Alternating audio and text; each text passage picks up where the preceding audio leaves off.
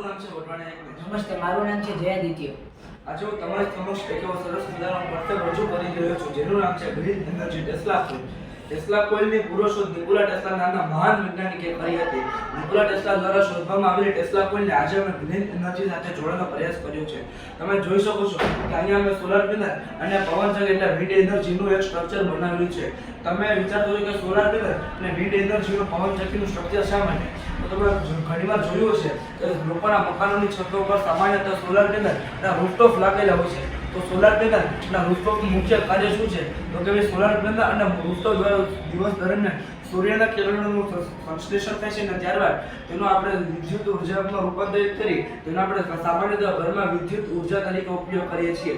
તેવી જ રીતે સોલાર પેનલ દ્વારા વિદ્યુત ઉર્જામાં રૂપાંતર થાય છે, જેનો આપણે આ ટેસ્લા કોઇલને પાવર આપવામાં મદદ કરીએ છીએ.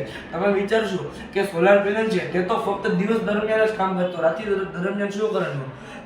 તો તેનો જવાબ એ છે કે રાત્રિ દરમિયાન આપણે પવનચક્કી એટલે કે વિન્ડ એનર્જીનો આપણે ઉપયોગ કરી શકીએ છીએ. વિન્ડ એનર્જીનો ઉપયોગ આપણે સામાન્યતઃ દરિયાકાંઠા તેમજ જે રણ વિસ્તાર હોય છે ત્યાં પવન નોનસ્ટોપ ફ્લો થતો હોય છે, ત્યાં આપણે પવનચક્કી મૂકીને આપણે વિદ્યુત ઉર્જાને આપણે નિર્માણ કરી શકીએ છીએ. આ મોડેલ બનાવવા પાછળનો અમારો મુખ્ય હેતુ એ છે કે આપણે વિદ્યુત ઉર્જાને સામાન્યતઃ એક જગ્યાએથી બીજી જગ્યાએ મોકલવા માટે વાયર અથવા કેબલનો ઉપયોગ કરીએ છીએ. પરંતુ જ્યારે વાયર અથવા કેબલનો ઉપયોગ કરવામાં આવે છે ત્યારે થોડા ઘણા વિદ્યુત ઉર્જાનો વ્યય થતો રહે છે, જે વ્યયના કારણે વિદ્યુત ઉર્જાનું રૂપાંતરણ વધુ માત્રામાં કરવું પડે છે. તેના નિવારણ તરીકે અમે ટેસ્લા કોઇલ લાવ્યા છીએ. ટેસ્લા કોઇલ દ્વારા વિદ્યુત ઉર્જાનું નિર્માણ વાયર વગર થતું હોવાથી તેમાં વિદ્યુતનો વ્યય થતો નથી. તેમજ આ ટેસ્લા કોઇલને અમે ગ્રીન એનર્જી તેમજ વિન્ડ એનર્જી સાથે ચલાવીએ છીએ. માટે ટેસ્લા કોઇલમાં no fuel and no pollution plus solar energy plus wind energy એટલે કે આ મોડેલ છે તે સંપૂર્ણપણે ઇકો ફ્રેન્ડલી છે. એટલે કે ઇન ફ્યુચર આ મોડેલ એક નવી ટેકનોલોજી પણ સાબિત થઈ શકે છે. આ મોડેલ બનાવવા પાછળનો અમારો મુખ્ય હેતુ એ છે કે લોકોમાં સૌર ઉર્જા અને પવન ઉર્જા વિશે જાગૃતિ લાવવી. હવે હું તમને સમજાવું કે આ મોડેલને કેવી રીતે બનાવી શકાય.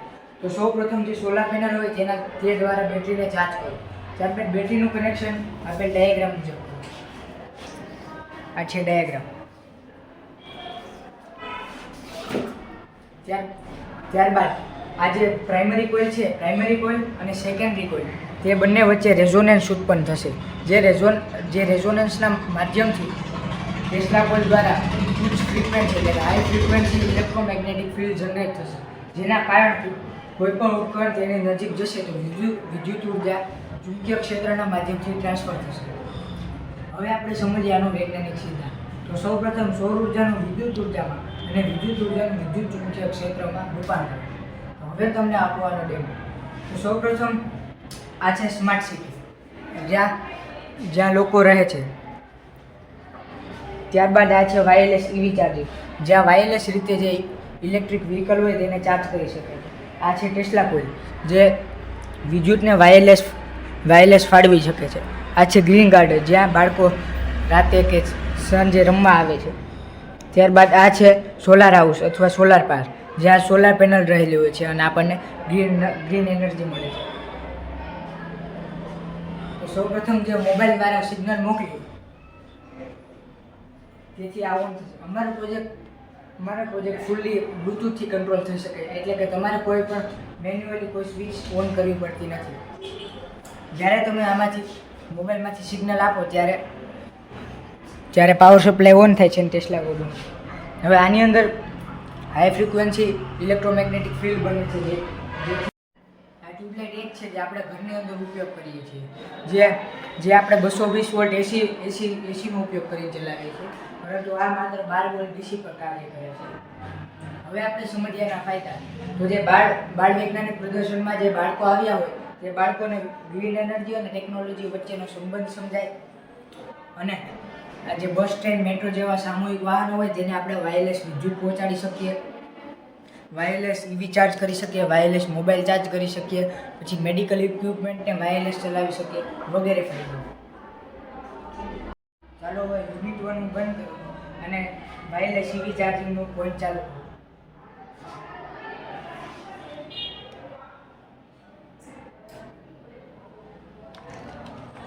આમાં કોઈ પણ વ્હીકલ આવે ગમે ત્યારે તે વાયરલેસ રીતે પોતાની જે બેટરી હોય તેને ચાર્જ કરી શકે છે.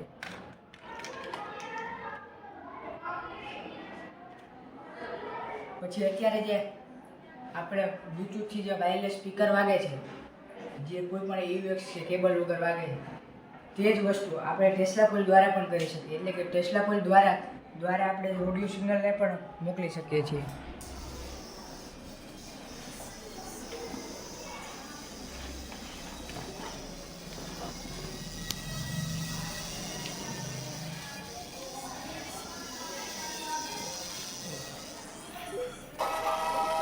આજે આ ટેસ્લા કોઇલ છે તેના દ્વારા જે સોંગ હોય તેના ઓસિલેશન થાય અને એ પ્રકારે ઇલેક્ટ્રોમેગ્નેટિક ફિલ્ડ જનરેટ કરે છે, જે આ એમ્પ્લીફાયરમાં એમ્પ્લીફાય થાય છે અને આપણને ગીત સાંભળવા મળે છે.